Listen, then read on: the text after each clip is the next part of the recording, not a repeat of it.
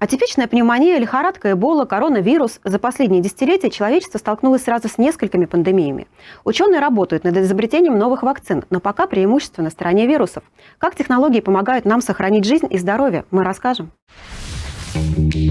Действие любой вакцины основано на существовании феномена иммунологической памяти. Это значит, что при повторной встрече с вирусом клетки иммунной системы начинают вырабатывать антитела, направленные против него. По сути, прививка обеспечивает первое знакомство иммунной системы с антигеном. При повторном проникновении вируса организм готов к нему, и иммунитет сразу дает отпор. Процесс разработки вакцины занимает, как правило, 10-15 лет. Сначала биологи изучают сам вирус и выбирают наиболее эффективный метод борьбы с ним. Потом изготавливают саму вакцину. Дальше идет период испытаний. Сначала на клеточных структурах, потом на животных. Этот процесс занимает от нескольких месяцев до нескольких лет. И уже потом переходят к тестированию вакцины на добровольцах. Но в условиях, когда каждый день заболевают и умирают десятки тысяч человек, 10 лет на исследования у ученых нет. Поэтому какие-то этапы сильно упрощаются, а какие-то и вовсе пропускаются. При этом лаборатории начинают активно сотрудничать друг с другом. Производство вакцины — это как производство автомобиля. Кто-то отвечает за двигатель, кто-то за дизайн. Также и здесь. Разные группы ученых разрабатывают разные компоненты. И любой карантин и ограничительные меры могут затормозить процесс. Почему нельзя создать универсальную вакцину? Во-первых, вирусы очень быстро мутируют. Во-вторых, большую часть своей жизни вирус проводит внутри клетки хозяина и использует ее ферментную систему. А значит, убивая его, приходится убить и клетку. Вирусы отличаются куда большим биоразнообразием, поэтому часто препараты создаются индивидуально. Учитывая все это, куда более эффективным средством против вирусов остаются вакцины, которые предотвращают заражение, а не борются с уже случившейся инфекцией.